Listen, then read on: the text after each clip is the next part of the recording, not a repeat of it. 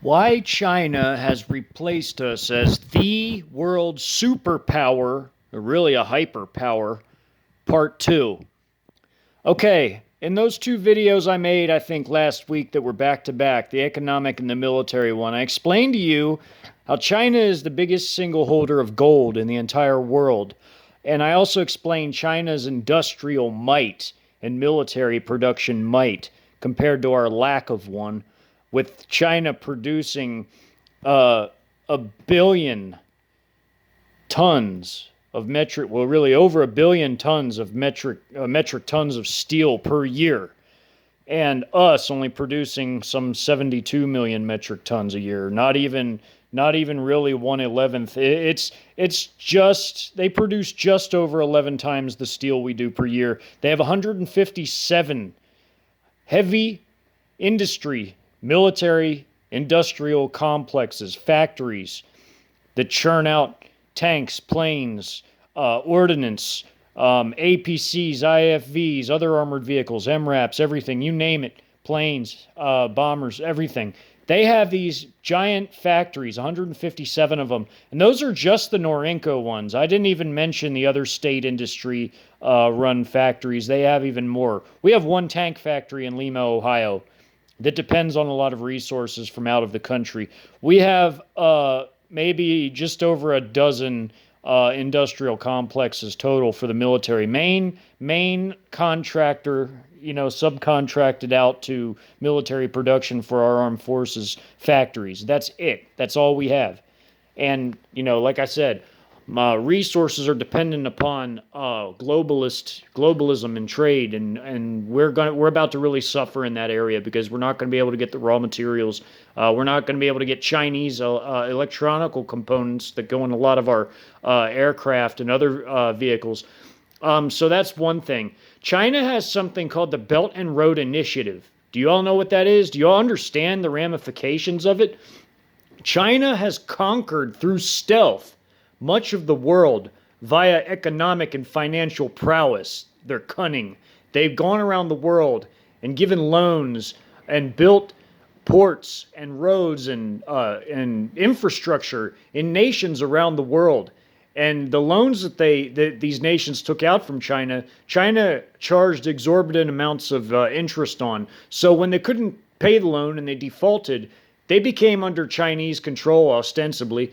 Either political control or full-on control, where the Chinese civil-military fusion policy takes effect. The Chinese go in and set up what they want to set up, and they can use it either for their civilian purposes, which is their economical purposes, or they can use it for their military purposes, as the civil-military fusion policy literally makes anything the Chinese own or investments they have capable of being converted from civilian to military use, or vice versa if they wanted to, but it's mostly for civilian assets being converted to military use. Do you understand what that means? If you've watched my documentary playlist called 96 Hour Invasion, you would understand exactly what I'm talking about. I mean, if you literally sat through the entire thing and watched it from beginning to end, if you read my stories, if you watched the reviews for the stories, which are in another playlist, you would understand exactly what I mean by the civil-military fusion policy and how dangerous that is. So again, China's military might is so vast compared to ours. Let me put it into proper perspective for you. China has a ginormous paramilitary. They have the biggest standing army in the world, biggest air force, biggest navy, and they have the third biggest strategic rocket forces, which is their missile forces for ICBMs and other missiles, after Russia first and the United States second, but that's for their nukes. They have the third biggest nuclear force, and they don't give an exact number. Low ball estimates are in the 400 range. High ball is 1,200. I like to go with the safe estimate, which is about 1,000. So they have about 1,000 nukes, which is plenty enough to destroy us. I mean, they could destroy a few countries, a few large countries with an arsenal that big. But China conventionally, though, is on another level. Nobody comes close to them.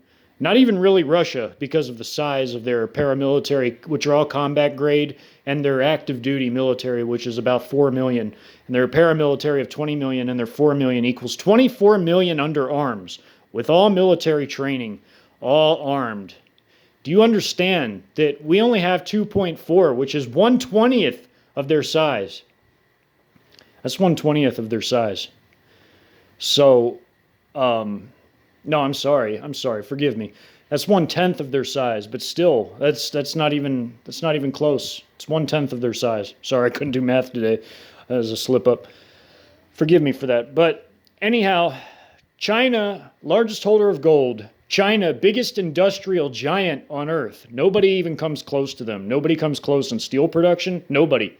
Not us, not Russia, not anybody. And Russia's their ally, so I'm not really like, uh, meaning to demean them in any sort of way because they are allies, and what Russia has uh, basically combines with China, which just makes matters that much worse.